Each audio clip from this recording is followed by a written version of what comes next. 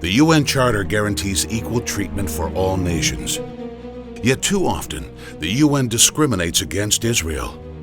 Dictators try to deflect attention by scapegoating the Jewish state. The Arab group deplores Israeli occupation and colonization. After the brutal massacres perpetrated by Israeli forces against thousands of Palestinians in an act of ethnic cleansing. Genocide against the Palestinian people. Israeli atrocities against the Palestinian people. Violations committed by Israeli extremists against the places of worship. The horrible massacres against innocent civilians. Israel continues to exercise intimidation, assassinations, racial cleansing, arbitrary detention, the policies of racial discrimination, the destruction of homes, the Judaization of Jerusalem. UN Watch is the voice of truth. UN Watch brings high-profile speakers to expose double standards. I have the honour to take the floor today on behalf of United Nations Watch. As we assemble over the past few days, the world has witnessed the unprecedented escalation of the murder and massacre of hundreds of men, women and children in Aleppo. Mr. President, we ask, as the world watches hospitals being deliberately bombed, water cut off for an entire city, why is this Council silent? Is it because this Council has instead focused on condemning a democratic country, Israel, under a special agenda item to which no other country is subject? When Washington needs advice about the Human Rights Council, they call on UN Watch. The U.S. Congress held 2 hearings this past year featuring UN Watch as the key speaker. The Council's pathological obsession with demonizing Israelis and denying their human rights has never been worse.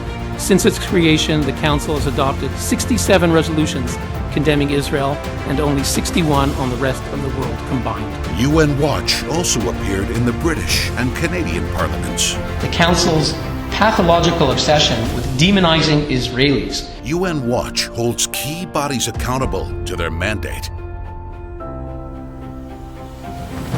UNRWA is a UN agency that runs schools for Palestinians.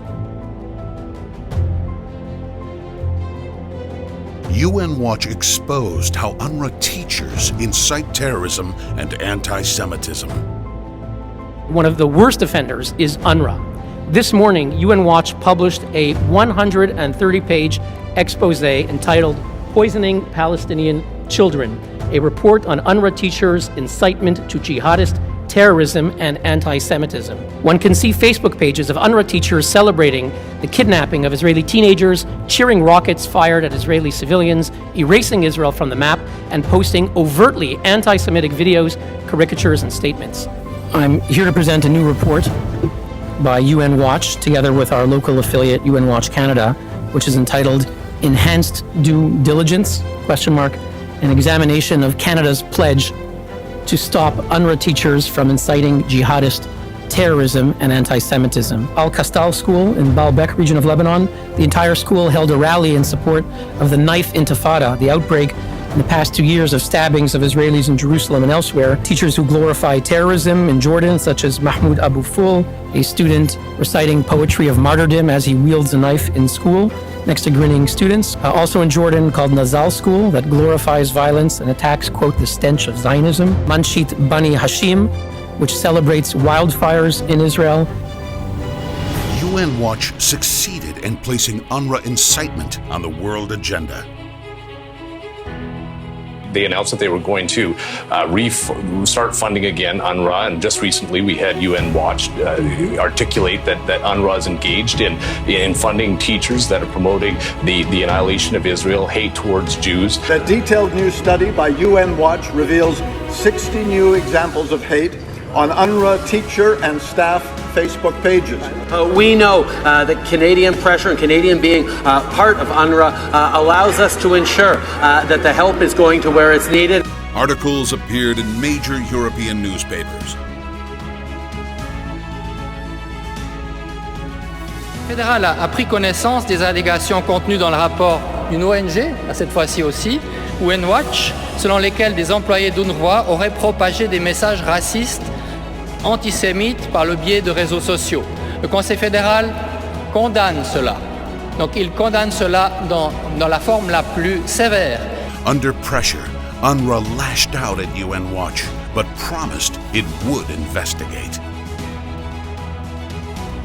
UN Watch rallies opposition worldwide to anti-Israel bias at the UN. When UNESCO denied Jewish ties to Jerusalem, UN Watch fought back. It's not only a denial of Jewish cultural and religious rights going back 3,000 years, where Jerusalem's holy sites are the center of Jewish national and religious consciousness, but it also plays into the incitement to violence that we've been seeing since September, where Palestinians were using the rallying cry of Al-Aqsa Mosque is in danger to incite stabbing and shooting attacks. UN Watch is a key force spreading the truth on social media.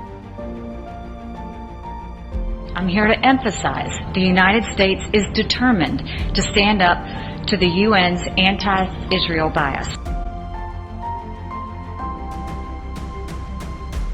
When pro-Iran activists in London marched against Israel, UN Watch stood against hate.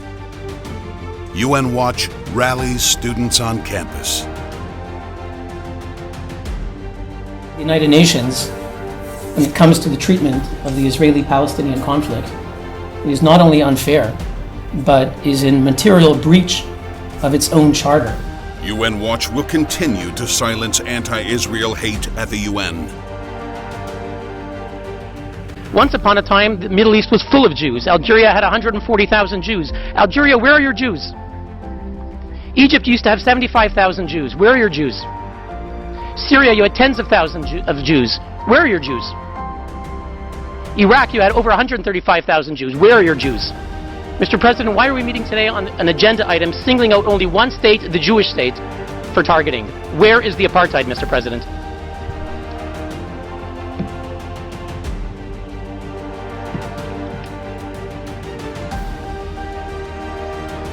UN Watch, a vital, leading voice fighting anti-Israel bigotry, defending the truth.